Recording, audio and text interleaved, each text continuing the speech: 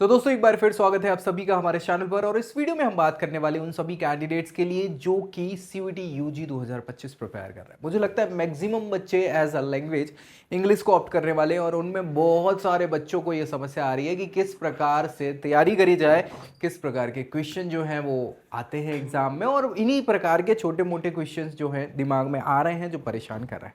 तो इस वीडियो में तो हम डिस्कस करेंगे इंग्लिश से रिलेटेड वो इंपॉर्टेंट टॉपिक्स जो आपको पढ़ना ही है, क्योंकि इन्हीं टॉपिक्स से रिपीटेटिवली क्वेश्चंस पूछे गए हैं पिछले कुछ सालों में।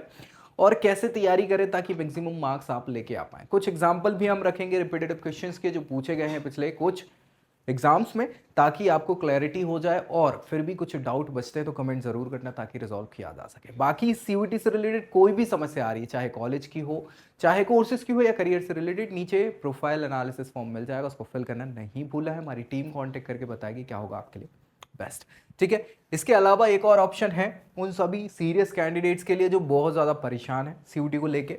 उन्हें मैं एक नंबर दे रहा हूँ, उस नंबर पे आप व्हाट्सएप कर सकते हैं और उस व्हाट्सएप नंबर पे 9301894703। ठीक है, केवल व्हाट्सएप आपको करना है। और ये मैं आपको बता दूं थ्रू आउट पूरी प्रोसेस आपके काम आएगा सीयूईटी से रिलेटेड, चाहे वो काउंसलिंग प्रक्रिया हो, एडमिशन तक की। ठीक है, लेकिन ये सारी चीज़ें जो होंगी ये आपके लिए होंगी पेड, ये बिल्कुल फ्री नहीं है नंबर, याद रखिएगा। तो वे ही सीरियस कैंडिडेट जिन्हें सच में आवश्यकता है सीयूईटी के लिए, काउंसलिंग हो गई या किसी भी प्रकार की हेल्प, वो इस पर मैसेज करेंगे केवल। चलो फिलहाल क्या करना है अपन समझते हैं वो सारी चीजें जो मैं आपकी हेल्प डायरेक्टली कर सकता हूं इंग्लिश के लिए। तो इंग्लिश में क्या क्या क्वेश्चंस रहेंगे, सबसे पहली चीज तो मैं आपको बता दूं कि जितने भी बच्चों ने फॉर्म भरा है उसमें आपके लगभग 60% बच्चे इंग्लिश ऑप्ट कर रहे होंगे। तो बहुत हाईली कंपटीशन आपका इसमें होने वाला है। ठीक है, लेकिन ये अच्छा इसलिए है क्योंकि आगे की जो आपके कोर्सेज हैं यूजी पीजी लेवल के, उसमें इंग्लिश के मैक्सिमम कोर्सेज हैं जो इंग्लिश में ही होते हैं, इसीलिए ये बहुत इंपॉर्टेंट है और इसी कारण से इसको रखने का पीछे वजह भी यही है। चलिए, इंपॉर्टेंट ग्रामेटिकल जो टॉपिक्स हैं आपके सेक्शन फर्स्ट के, है ना, वहां से ज्यादातर क्वेश्चन जो पूछे गए। देखो वैसे तो आपके रीडिंग कॉम्प्रिहेंशन से ही सीधे सीधे क्वेश्चंस आने हैं, बहुत सिंपल से क्वेश्चन रहते हैं, बस आपको वो समझ में आना चाहिए कि यार वो पैसेज में क्या है, क्या पूछा गया है, टाइटल क्या होगा, किस प्रकार से उसका मोरलेस मोरल क्या है और सारी चीजें। ठीक है, तो वहां से क्वेश्चंस रहते हैं। लेकिन इसके अलावा जो आपका ग्रामेटिकल पोर्शन है उसमें आप देखें तो सब्जेक्ट वर्ब एग्रीमेंट, ये बहुत ही बेसिक कॉन्सेप्ट है, इंपॉर्टेंट कॉन्सेप्ट भी है इंग्लिश का, क्योंकि इसके बिना तो फिर सब्जेक्ट अरेंजमेंट ही नहीं हो पाएगा, मतलब बेसिकली आपका कोई भी स्टेटमेंट ही नहीं बन पाएगा। सो इसीलिए ये सब्जेक्ट वर्ब एग्रीमेंट है, इसके बहुत सारे रूल्स होते हैं। मुझे लगता है आप सभी ने पढ़े होंगे through out the 11th 12th, नहीं तो 10th तक तो बेसिकली पढ़े ही होंगे। टेंसेस, जिसके बिना आप सेंटेंस को समझा नहीं पाएंगे कि वो किस हिसाब से लिखे जा रहे हैं, बोले जा रहे हैं, कि हाँ वो पास्ट को या प्रेजेंट को या फ्यूचर किसको रिप्रेजेंट कर रहे हैं। सो वो इंपॉर्टेंट है। मॉडल्स, साथ ही साथ प्रीपोजिशन जो आपकी पोजीशंस बताती हैं। इसके अलावा एक्टिव और पैसिव वॉइसेस, यहां से बहुत सारे क्वेश्चंस बनते हैं और इन टॉपिक्स को बहुत अच्छे से आपको करना है। कैसे कर सकते हैं, तो इसके लिए मैं आपको बता देता हूं कि पी वाई क्यूज एक बहुत अच्छा ऑप्शन है आपके लिए। 2022, 23 और 24 आप याद रखिए कि बहुत सारे अलग अलग स्लॉट्स में इंग्लिश के एग्जाम हुए हैं, तो इतने सारे क्वेश्चन पेपर आपको मिल जाएंगे। पी वाई क्यूज आप लगाएंगे कि आपकी आधी से ज्यादा तैयारी इन्हीं पी वाई क्यूज से हो जाएगी। ठीक है, उसके बाद फिर आपको अलग से क्या करना है, मॉक्स लगाना है। मॉक्स जितने ज्यादा लगाएंगे आपकी क्लैरिटी उतनी बढ़ती चली जाएगी कि आपके ये टॉपिक जो वीक है या स्ट्रांग है, क्लैरिटी हो जाएगी। और अगर स्ट्रांग है तो कोई दिक्कत है नहीं, ज्यादा मेहनत उन पे नहीं करनी है। लेकिन अगर वीक है तो इन पे आपको मेहनत करनी होगी, क्वेश्चन जितने ज्यादा हो उतने लगाने हैं, तो इनसे आपका काम बन जाएगा बहुत अच्छे से। ठीक है, वर्ड पावर मेडी जी एक बहुत अच्छी बुक मानी जाती है हायर लेवल के लिए, अगर आप पढ़ पाएं तो वो बेहतर है। अदरवाइज न्यूज़पेपर, जिसमें आपके पैसेज हो जाएंगे, जिसमें आपकी वोकैब हो जाएगी, जिसमें आपका कहीं ना कहीं ये सारी की सारी इंपॉर्टेंट चीज़ें जो हैं वो मुझे लगता हो जाएगी। इसके अलावा न्यूज़पेपर से फ़ायदा क्या होगा, करंट अफेयर्स के लिए भी बढ़िया काम आपका हो जाएगा। ठीक है, सो ये कुछ टॉपिक्स थे जो आपको मुझे लगता है पता होने चाहिए, है ना। यहाँ इनके लिए यहाँ से ज़्यादातर इंग्लिश में क्वेश्चंस पूछे गए। चले, इसके अलावा एक आध रिपीटेटिव क्वेश्चंस देखते हैं इनसे रिलेटेड। जैसे ये क्वेश्चन एक आया था, choose the correct form, neither of the voice is playing ठीक है, तो ब्लैंक यहाँ पे क्या आ जाएगा, इज प्लेइंग। ठीक है, चलो बढ़िया।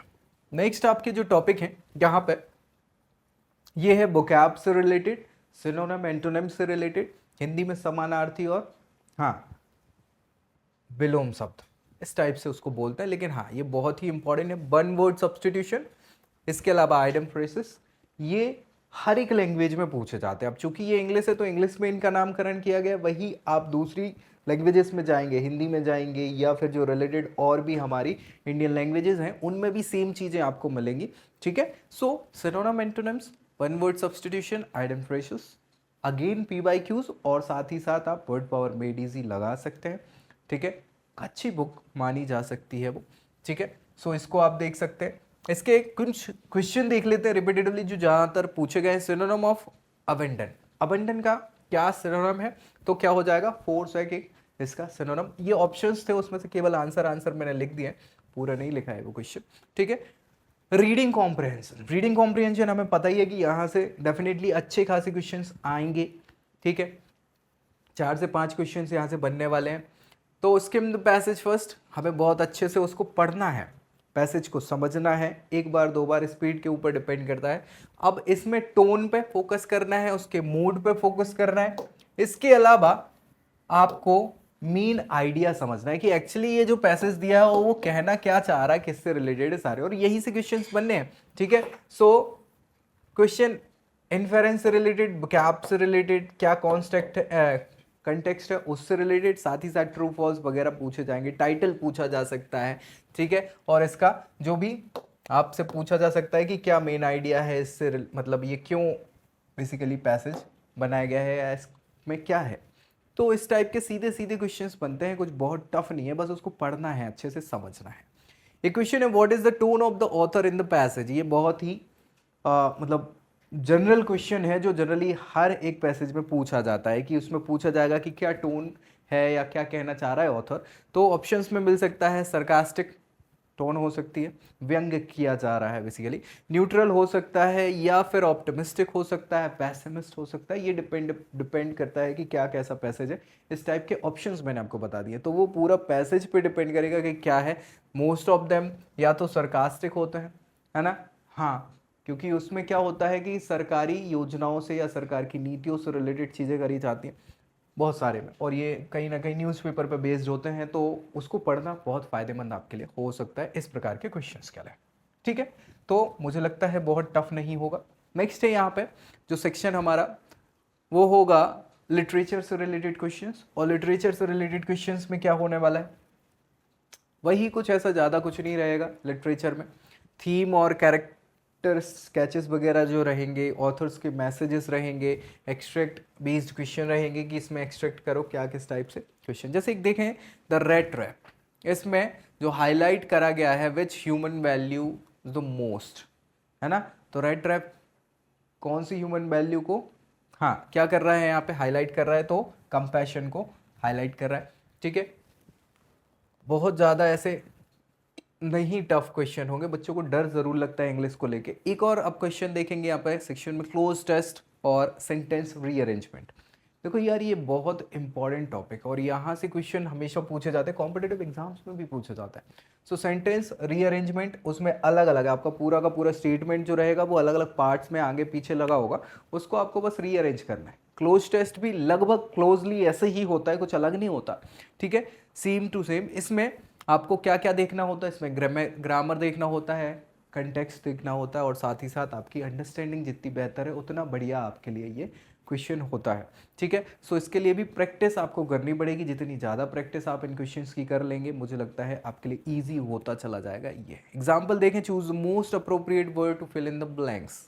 अब इसमें क्या एक अप्रोप्रिएट वर्ड भर सकता है, ऑप्शंस रहेंगे 4, उसमें से एक भरना है। The weather was so blank that we decide to stay indoors. कैसा होगा हमारा मौसम, गड़बड़ी होगा, तब तो हम अंदर रहने की सोच रहे हैं। अच्छा होता, सुहाना मौसम होता तो घूमने तो ज़रूर जाते। तो इनक्लीमेंट यहाँ पे इसके हिसाब से आंसर होगा। फिलहाल तो ये सारे के सारे हमने टॉपिक्स जो इंपॉर्टेंट है देख लिए हैं। इसके अलावा कुछ क्वेश्चंस भी यहाँ डिस्कस करे हैं, कैसे तैयारी करना चाहिए ताकि मैक्सिमम मार्क्स आप ऑप्ट आउट कर पाएँ, और बाकी अगर फिर भी कुछ बच जाता है, आपके दिमाग में कोई और डाउट है, तो कमेंट करना है ताकि उसको रिजॉल्व किया जा सके। दोस्तों में शेयर कर देना है और चैनल सब्सक्राइब करना नहीं भूलना है। नीचे आपको बता ही दिया है कि लिंक है डिस्क्रिप्शन बॉक्स में, अगर आप कोई समस्या है उससे जूझ रहे हैं सीयूटी से रिलेटेड, तो उसको हमारी टीम कांटेक्ट करके बताएगी क्या होगा आपके लिए बेस्ट। बाकी अगर आप काउंसलिंग वगैरह देख रहे हैं सीयूटी से रिलेटेड, पेड रहेंगी ये, मैंने नंबर आपको बता ही दिया था शुरुआत में, एक बार जाके ज़रूर चेक कर लीजिएगा, दोस्तों में शेयर कर दीजिएगा। फिलहाल इस वीडियो में इतना ही, अगली वीडियो में अगली जानकारी के साथ मिलेंगे, तब तक के लिए जय Hind. I hope you like this video. For more such videos, keep watching our channel. And do not forget to like, share, and subscribe.